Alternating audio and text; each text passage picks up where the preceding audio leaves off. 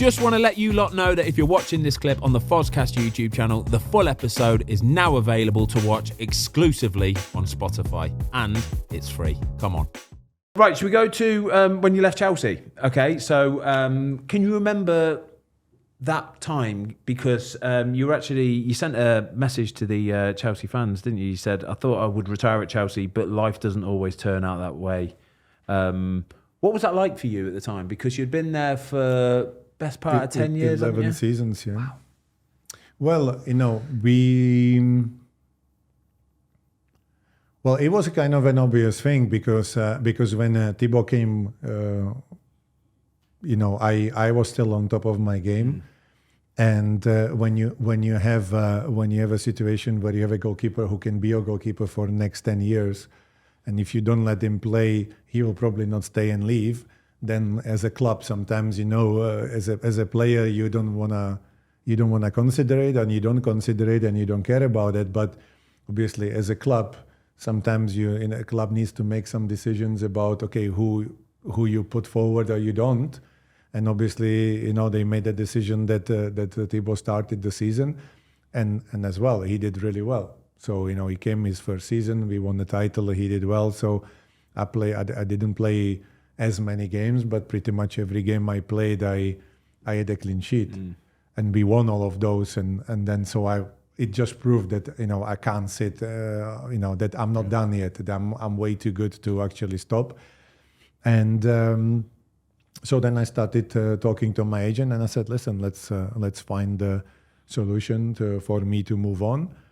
And I wanted to stay in the Premier League because I felt like Premier League is the best league in the world. If you are the best player, you should play the best league, and it's the biggest challenge. And I'm like, okay, let's figure out if there is an opportunity to be in the Premier League, and then obviously the Arsenal option came up, and I felt like that was a perfect. Of course, it's a direct rival. But it was a perfect opportunity because it's a club with a huge history, great fans, and they were waiting for the title for some time.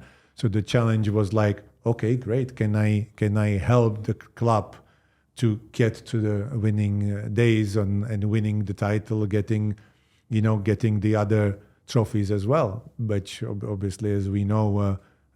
Arsenal lost the Champions League final 2006, and so that trophy was missing at the time. So you just go, yeah, that would be a beautiful challenge. Bring the Premier League and try to win the Champions League, and that's why I was like, you know what? I know it's a direct rival, but in the end of the day, the club made a choice. I have to make my choice. So I actually wanted to go because I found it as a brilliant opportunity to continue. It was such a mad time because I remember when they signed Thibaut, they sent him straight out on loan to Atletico. 3 seasons he was at Atletico, which is just unheard of. 3 season loans, and when the decision was made that he was going to play ahead of you, I think everybody was just thinking, "Geez, this is just another one of those kind of David Raya, Aaron Ramsdale situations where you don't need to mess with it, do you?" Well, like when you came in with Carlo. He won Player of the Season the year sure before. Carlo was thinking the same thing. In a way, it was the same situation because obviously I'm 10 years younger than Carlos. So obviously, in a way, you can understand that you just go, yeah, we have nothing to lose. We put him in. If he does well, brilliant. If he needs a little bit more time, we can always swap them. You can always swap them later. So that was probably the case where you just go, here we go, give you a chance, and I grabbed my chance, and Thibaut grabbed his chance, and that was it. But then, as I said, every time I played, I had a clean sheet. A part of the one game, which was we played Bradford in the FA Cup. We lost 4-2 at Stamford Bridge. It was one of the worst games I was ever involved. We actually got beaten 4-2. And if it was like 8-3, nobody would even. Really? They somehow, like, when you play, but somehow you're unable to defend. And every time the opposition come to your box, they have a big chance. That was one of those games. And that's why they That's why they managed to win a game. But that was one of those. But apart of that, as I said, my performances were really, there. And this is why I made my decision and say, well, I can't, there's no reason for me or for the club to swap or for the manager to swap when you win the league and you have a goalkeeper performing, then you just go, it was clear that it was clear. How was that? We said earlier in the podcast, didn't we, about knowing the pecking order, and when you're the number 2 goalkeeper, you've just come off the back of a 10-year playing career where you've played virtually every game, and then all of a sudden a new goalie comes in and you're number 2, and it's such a different dynamic, isn't it? You know that you basically have to become a cheerleader, and and Thibaut, he was still fairly young at that time as well, wasn't he? So you've got to get behind him for the benefit of Chelsea. No, I think when we worked together quite well in training, and we that's the thing where you sometimes, as I said, sometimes you have to know what situation you are in, and actually I always say, the choice is not the goalkeeper. Of course, if you know that your colleague goes and sort of speak to the coach and say, come on, put me in, and this guy is not whatever, then that's obviously never happens. But I always said, the manager has the option to pick, and my objective was always, I do everything that he has no other option but pick me.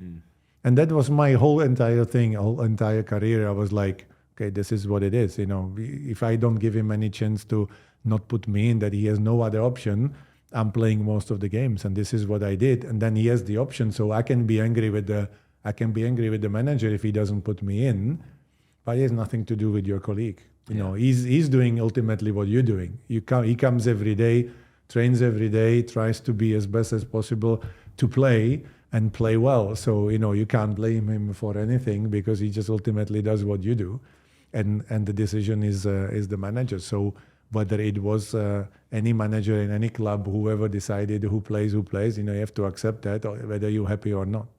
By the way, how much could Chelsea do with a Thibaut Courtois or Petr Cech right now? Yeah. Anyway, we're going to talk about Arsenal in a second. Before we do, Jose, did he have a snap in him? So Alex Ferguson was famous for the hairdryer. Behind closed doors in the changing room, did Jose have a hairdryer in him?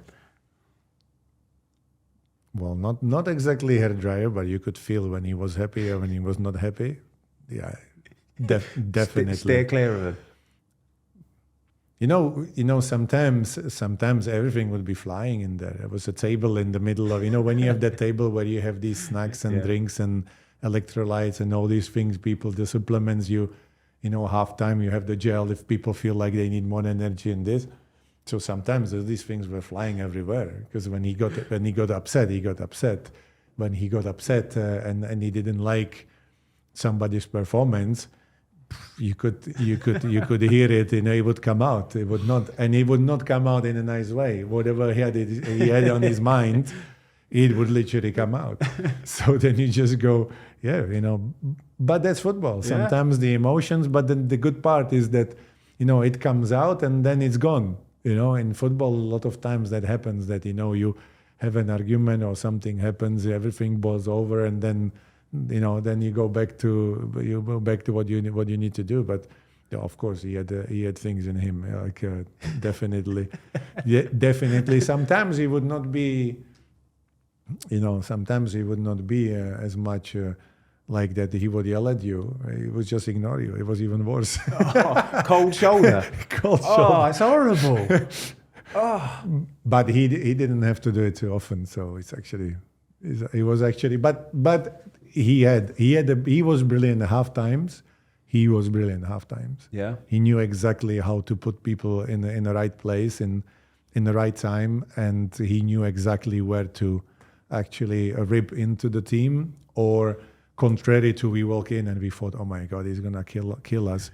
And then he walked in and he said, well, I actually like it. You are struggling, but you're still managing to get a result, and it's gonna, if you make this changes, this and that, it'll be fine. Thanks everybody for watching. We hope you enjoyed this clip of the Fozcast. If you would like to watch the full episode, it is now available exclusively on Spotify for free.